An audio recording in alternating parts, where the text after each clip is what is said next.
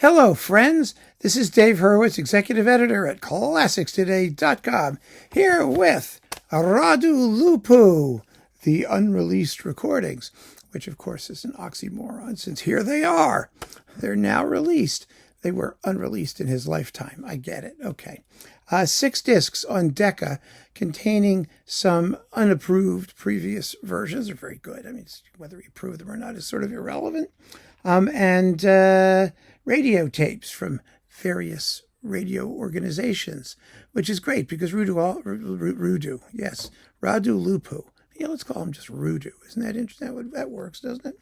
Now, Lupu would not allow his radio recordings to be released either. I mean, he was very, very, very picky. So picky. His number of recordings is limited. They're mostly for Decca, but there are a few others elsewhere. He really was one of the great pianists of the 20th century. Everybody agrees, and he's known as, because of his affinity for Schubert and for that composer's sort of long-limbed lyricism, as a somewhat soft-edged pianist. But he really wasn't, and there's ample evidence of his ability to rise to the challenge in this 6-disc set. So, I mean, I've been enjoying it now for quite some time, and I didn't want to talk about it till I had a chance to let it sort of soak in, because it's just, he's one of those pianists you need to take him seriously and give him time to, macerate, marinate a little bit. So I'm nice and marinated now, and let's see what we got here. Disc 1, Mozart Piano Quartets numbers 1 and 2 with the Tel Aviv String Quartet. Lovely performances. Lupu was a terrific chamber musician. He did all the Mozart violin sonatas with Schumann Goldberg, remember that?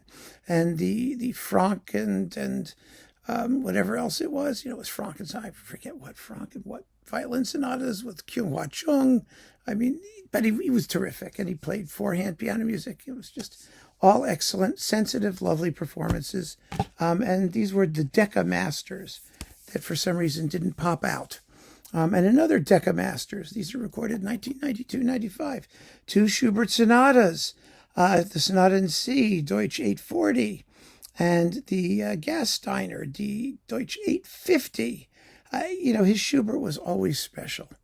It always was. He understood how to make the music sing, but with rhythm and with shape. His phrasing was amazing. There'll be more evidence of that anon. Shortly, we'll hear some more, because there was a way that he could project a long line, a paragraph of music, and just give it such a wonderful, inevitable ebb and flow. And you hear that all over these Schubert performances.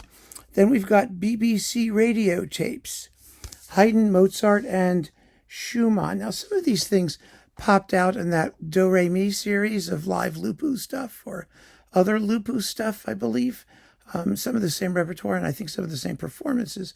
But, these are official releases, and the sound on them, because they're radio recordings, I mean, obviously it's variable, maybe a little bit compressed. Sometimes the piano's a little glassy sounding, but they're all quite listenable. I mean, there's nothing here that really requires special pleading. So we've got the Haydn variations in F minor, a beautiful performance. From the very opening, you hear that wistful, impending tragedy kind of tone, elegiac tone, fabulously well projected. The D major sonata, which is Hoboken or whatever it is. Yes, Hoboken 37, number 37. Oh, it's fun. It's a funny little, witty little work. The C minor sonata, the big Sturm und Drang one, which is gorgeous, especially the last movement, which is really a minuet, and which has a wonderful sense of rhythm without in any way neglecting the music's pathos. It's really wonderfully done. Mozart's Sonata number 16, that's the Sonata Facile, the easy one. Do, do, do, do, do, that. This is one of the least clunky performances of that you'll ever hear. It does not sound like a beginner's playing it. A lot of pianists like to do it, with the Alberti bass, dun, dun, dun, dun, do, do, do. He doesn't. He plays it like real music with swift tempos and again, beautiful, beautiful phrasing. It's just in big paragraphs. It's great. Then the Schumann symphonic etudes with a few of the posthumous ones tucked in here where they tucked in. They're in various spots, which is actually fun. He picks the 5 posthumous etudes and puts them in, sprinkles them in throughout the work. I happen to love the symphonic etudes. This is a beautiful performance of them. Ever since I first saw them with live with Ali Mustonen at the Håkonshallen in Bergen, Norway, which is a wonderful, wonderful venue where he played with like no feet on the pedals. Lupu uses pedals very, very smartly. I might add, it's a beautiful performance. Then we've got, this one's really fun. BBC radio tapes from 1970 to 72. Chopin's first scherzo, which again, you don't think of Lupu as capturing sort of the demonic element and think, oh boy, could he ever. My goodness, he does. 2 nocturnes, opus 27. Bartok's Out of Doors Suite. Now that's fun because, it begins with a grinding, bottom of the piano, pummeling. Here, the sonics might not quite capture all the rumble and thump with ideal clarity, but boy, does he dig into the music. Oh my gosh, it's so much fun, really. And it ends with a real rarity, the Copland Piano Sonata. It's something that has to be played with great linearity. It's spiky, it's clean, it's extremely tricky rhythmically, and Lupu just aces it. I mean, he nails it. So that's wonderful. And then we've got this one, Schumann and Mussorgsky, the Fasching-Schwank aus Wien, which has plenty of Wienisch Schwank, Wienerisch Schwank. It just has schwung and schwank and schwank and schwank. Wonderful, wonderfully rhythmic and vibrant, and pictures in an exhibition.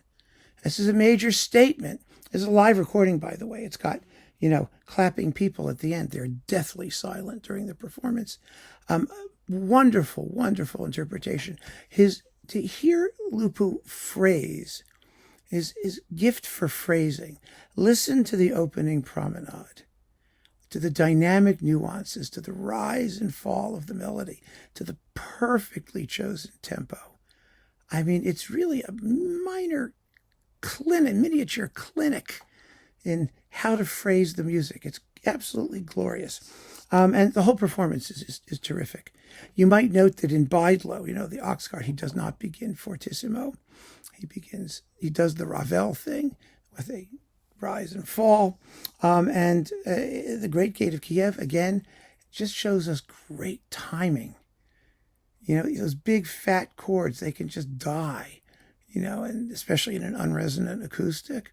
But here, he understands how much time to wait before the next one turns up. Really, really fine performance. It's lovely to hear. So that's great. Then we've got the last one, SWR tapes from 1980 and 2002, Südwestfunk in Germany. Mozart's 18th Piano Concerto with Casimir's chord. This is the only concerto on the disc. It's a lovely performance. It's great to have it. In addition to his concerto repertory. Schumann's Piano Sonata No. 1, a big, bold, really just juicy performance of that. Very fulfilling. The Schumann piano sonatas can really die, and this is as with his Schubert, it's just beautifully sung and coherent in big paragraphs. It's just great to listen to. The aria, the beautiful aria, it's marked senza passione ma espressivo. How do you do that without passion but expressive? There's a conundrum, and it's one that Lupu solves just beautifully. And a little Debussy, sketch d'un cahier d'esquisse, the little 4-minute sniglet as an encore, a beautiful, beautiful disc. So there you have it. Lupu is always worth hearing, I think, and this is a valuable addition to his discography. It'd be interesting to see if there's other stuff sort of sitting around, because he did have a very, very wide-ranging repertoire in concert. And a lot of it never made it to disc. And so I find this to be of major importance, especially if you're a pianophile. I'm sure that Jed will back me up on at least some of it. We'll see. Anyway, keep on listening, friends. Thanks for joining me. Take care.